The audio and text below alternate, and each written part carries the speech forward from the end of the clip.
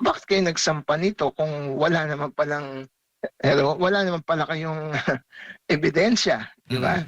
So, fishing expedition.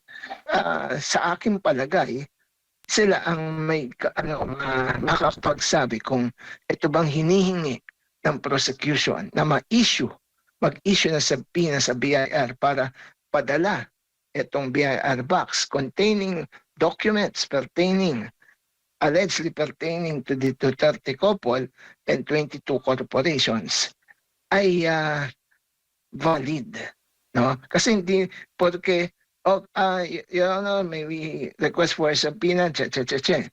Attorney, ano ho yung assessment po ninyo dito sa naging day 6 po ng impeachment trial ng Vice Presidente kahapon po yan? Well, wala pong panisintang testigo nung day 6 dahil itong araw na to ay inilaan sa isang oral argument kung saan ang issue ay yung pagsubpina dito sa tinatawag nilang BIR box, no? Kung natatandaan po natin, noong nasa House of Representatives pa po, no, sa Justice Committee, ay hindi po nila binuksan yung BIR box. Ito'y selyado na di umano'y meron ditong mga dokumento na allegedly ay konektado sa mag-asawang Duterte, kila Vice President Sara Duterte at ang kanyang asawa, at 22 corporations na sabi nila ay meron dun mga pag-aari yung mag-asawa, no? Pero ito hindi binuksan sa House dahil maaring alam nila na maraming factual and legal issues silang ma-violate kung sakaling ginawa nila. So ang ginawa nila noon, i-submit nila sa impeachment court. At pagdating sa impeachment court, ang ruling ng presiding officer at tinatigan naman ng mga senator judges, ibalik sa BIR. No? So, as of now, the BIR box, whatever it is called o ano yung mga nandun, is with the BIR. Opo. Attorney? Yes po, attorney. Wala sa Senate impeachment court yun. No? Nasa BIR. No? Opo. So, ang naging remedy ngayon ng prosecution is to move for a subpoena na para dalhin yung BIR box at yung mga laman to. At may amended request pa sila kung saan may mga dinagdag silang mga gusto nilang mga dokumento na ma-submit sa impeachment court. Yun ang pinagtalunan kahapon. Ano ba yung mga issue? Ang sabi kasi ng prosecution, the confidentiality must give way to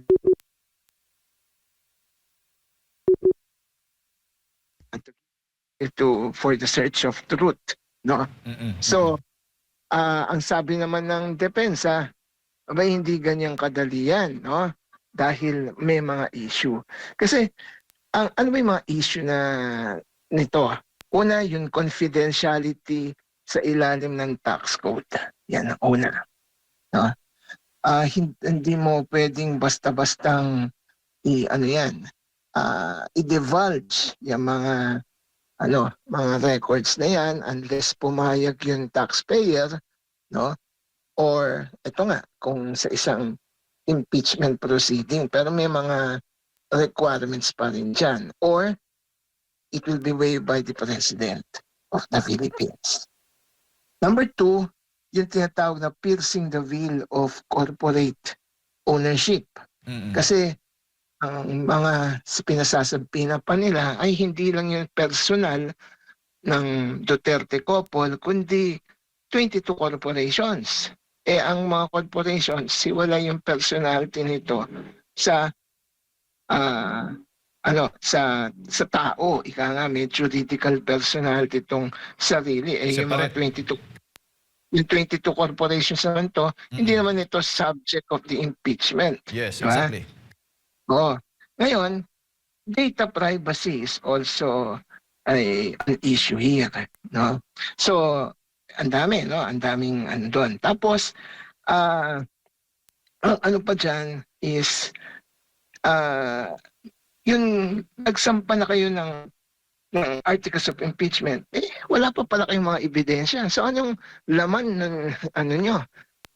Kasi mukhang gagamitin nila to sa unexplained wealth, no? Na article of impeachment, unexplained wealth, no? Ah, bakit kayo nagsampa nito kung wala naman pala kayong ebidensya, di ba? Mm-mm. So, fishing expedition. Ngayon, ang sabi ng prosecution, usually lagi naman sasabi nila na di, katotohanan ang nais namin. Yung confidentiality dapat mag-give way sa katotohanan. Oo. Puro ganon.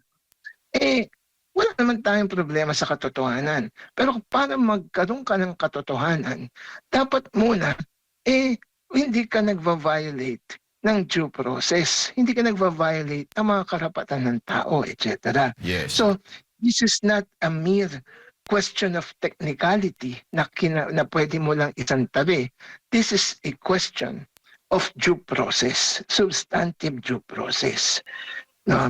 Kasi sa bank secrecy law, may yun para ka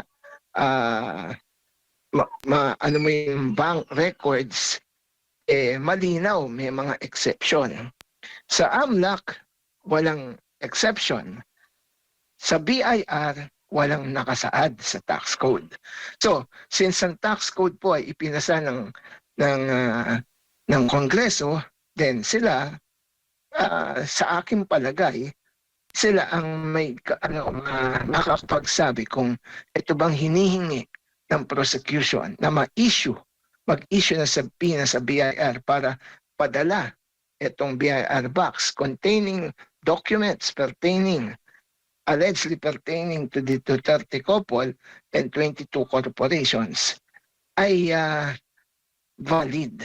No? Kasi hindi, porque Your Honor, may we request for a subpoena, Mm-mm. Hindi naman ibig sabihin na, okay, issue tayo agad. Hindi, pinag-aaralan ng husgado yun na baka pag nag-issue ng husgado, baka meron tayong malabag na batas. Kaya yun ang issue kahapon. Opo. At bukod dyan, attorney, sa cloud din ho sa mga hinihingi nilang records, yung mga records na kung saan ay vice mayor pa o alkalde, itong si Sara Duterte. Well, yan nga no, na ang hinihingi nila ay even before she became president, she became vice president. Nadulas po tayo. Okay? Before she became vice president. No? Ngayon, kung siya ay ini-impeach, ang impeachable offense should be committed while he or she is holding the impeachable position. Yun. Pero para sa prosecution, ang sinasabi hindi. Kasi dapat malaman din natin yun noon kasi unexplained wealth to Kailangan tuloy-tuloy to. Yun yung nasasabi ng prosecution. Bago pa siya maging vice-presidente, siguro yung baon na binigay ni President Duterte sa kanya nung elementary siya at hindi nagastos yun, hindi, kailangan din makita yan. No? So, of course, disagree tayo doon kasi ang impeachment is not a criminal case. You should only confine the arguments at the time she became vice president kasi yun ang impeachable position, di ba? Kaya lang iba yung ng prosecution.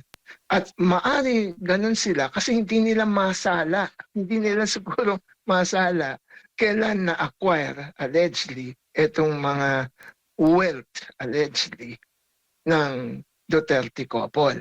No? At paano kung ito ay sabihin natin na they acquired this before she became Vice President. So, ito ba ay magiging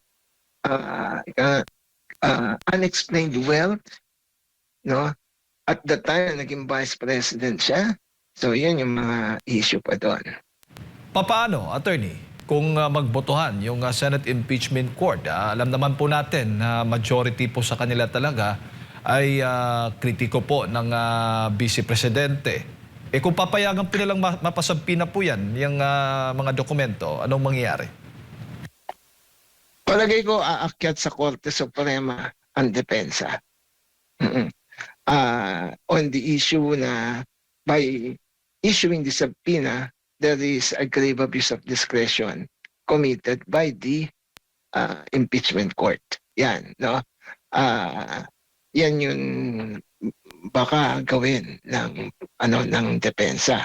Pero kapag ang depensa naman ay sabi, sige, we will, para hindi tumagal tong impeachment trial, mapadali na to dahil wala naman silang makikitang ebidensya dito, hahayaan na lang nila at they will just challenge the whatever is inside the box. Kasi ang issue pa lang dito is yung pagdala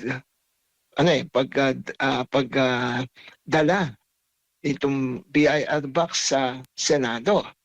Wala pa tayo diyon sa ano ba yung laman at ano natin to kikilatisin isa-isa. Wala pa tayo doon. Diba? So yung pag-issue pa lang. So pag yan ay inakyat sa Korte Suprema, the issue there is whether or not the impeachment court can issue a subpoena, no, to the BIR for them to deliver this so-called BIR box to the impeachment court. So yun. So maaari na sila umakyat or maaaring tanggapin na lang kung ano yung ruling. Opo. Anyway, by that time, wala pa naman napapatunayan yung prosecution. Opo. For all we know, baka wala naman laman yan. No? Yung box, wala namang ebidensyang mapapatunayan na there is an unexplained wealth acquired by Vice President Sara Duterte since she became Vice President. Opo. Kung ang Pangulong Bongbong Marcos Jr. ay mag-uutos na pabuksan itong BIR box, attorney, ano naman po ang reaksyon po ninyo dyan? Well, that will reveal yun, matagal ng suspetsya ng tao na ang impeachment trial na to was was the direct there is a direct instruction from the president, no? Kasi kung gagawin niya yun na siya mismo, halatang halata naman, no, na siya yun may kagustuhan itong impeachment trial laban kay BP Sara. Ang tingin ko dyan, hindi hahantong yan dyan. Very, very risky para sa kanyang ilantad niya yun. Ang sasabihin nga niya, anyway, may boto naman tayo dito sa Senado. Andyan yung 13 natin. Then, malamang ay ma-overrule yung objection ng depensa dito sa pag-issue ng subpoena. Oo, dahil kung babalikan po natin nung panahon po ng impeachment trial din po ng dating Chief Justice Renato Corona, ay mismong Pangulo din ang nag-utos na busisiin o siyasatin din po yung mga tax records nitong dating Chief Justice. Paano magkaiba ho ba o magkapareho yung senaryo ngayon sa Vice Presidente kung sakali man? Well, may pagkakaiba no? Number one, noong time ng yung time na yon yung kay Corona, we could say na the president, the sitting president then, si President Noynoy Aquino was enjoying a big approval rating of the Filipino people.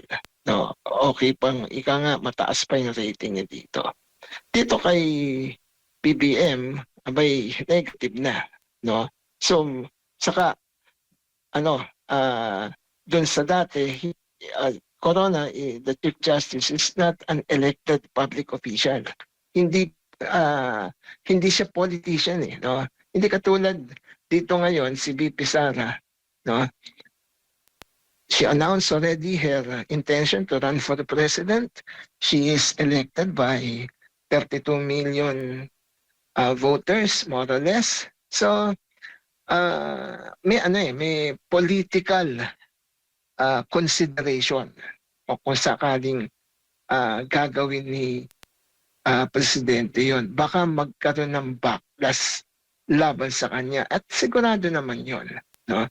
Magkakaroon yun because malalantad yung matagal ng paniwala, hindi lang suspetsya, paniwala ng karamihan na itong impeachment na to ay may go signal kay President Bongbong Marcos. Opo. So, risky sa kanya yon. Ngayon, kaya nga hindi ko maihambing to sa corona trial because iba yung circumstances noong panahon ng impeachment ni Chief Justice Corona sa panahon ng impeachment ni VP Sara. At iba po yung Corona is not an elected public official.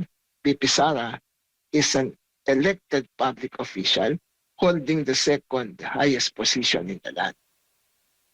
Opo. At kung pagbabatayan po yung mga ebidensyang ito o itong mga records, sa tingin po ninyo ay maituturing na ebidensya kaagad-agad kapag nasampina na o kailangan pang patunayan sa paglilitis sa attorney? Kailangan pa nilang patunayan kasi hindi porke nandiyan na yung mga yan, yung mga bank records, I mean BIR records, ay mapapatunayan mo na yung impeachable offense. Kailangan ay alam nila kung anong itong mga to na ebidensya at anong purpose nila, no, para ipresenta to sa impeachment court, di ba? So subject to the objections of the defense, di ba? So maaring sabi mo nga may numero sila, maaring ma-issue sa subpoena, pero anong mangyayari? Hindi pa natin alam kung paano gagamitin ng prosecution to. Opo. At sa tingin po ninyo, kung sakali lamang na mabuksan talaga itong mga records, sa tingin mo kaya naman ng Vice Presidente at ng kanyang asawa, considering abogado din po, na depensahan ang kanilang mga sarili? Well, andyan po yung mga abogado niya. I do believe na ito ay preparado sila, no? Just in case na mapadala, mabuksan at mailatag ng prosecution yung mga ebidensyang yon, ay preparado sila. Yun nga ang isang issue nga dyan is how can they determine itong assuming na meron silang makita doon na this was acquired during the time that that Sara Duterte became Vice President and so forth, di ba? Paano kung yan yung mayor, vice mayor siya at sabi nga sa yung binigay na baon ni President Digong sa kanya nung nag-aaral pa siya, di ba? So how can they prove that? Kaya very sweeping ang posisyon ng prosecution eh. No, hindi na namin kailangan i-distinguish kailan na-acquire yan. Basta yan ay nasa kanya at titingnan natin kung yan ay nasa salin, etc. Yun ang kanilang mag-posisyon. So, how will the impeachment court rule on that? Diba? Kaya ako, ang tingin ko, pag ito ay in-issue yung subpoena, malamang may aakyat sa Korte Suprema. Opo. At may tuturing Ganun din pagka yun hindi pinayagan ng impeachment court, maaring umakyat din yung prosecution sa Korte Suprema. Opo. So whichever kung sino man ang kung ma-deny o mag-grant yung subpoena sa impeachment court, either way baka may umakyat sa Supreme Court. no? Questioning that ruling of the impeachment court. So, tingin ko pag-aaralang mabuti ng impeachment court 'yan dahil may may malaking legal question at factual question na maaring uh, pag, ano, makarating sa Korte Suprema diyan, no? At it might cause delay, no? At sasabihin ng kung sino man nag-akyat noon, as far as these articles of impeachment is concerned, hindi muna kami magpresent ng ebidensya, hihintayin namin tong ruling ng Supreme Court. At sasabihin naman ng depensa, as far as we are concerned, hindi namin papayagan yan maipresenta ng prosecution hanggat walang ruling ng Supreme Court. That will cause delay. Although meron pa silang ibang articles of impeachment na maaring ituloy, pero pagdating dito sa BIR box, kung saan nila gagamitin to, ay maapektuhan yon yung proceeding doon. Opo. Attorney, bago ko lang ipasa kay partner Admar, bukod sa Article 4 tungkol sa grave threats, ito bang article tungkol sa unexplained wealth di umano o umano ng Vice Presidente, ay masasabi mo may tuturing na matibay o mahinang kaso laban po sa pangalawang Pangulo? Isama mo na lahat po ng mga artikulo sa tingin po ninyo.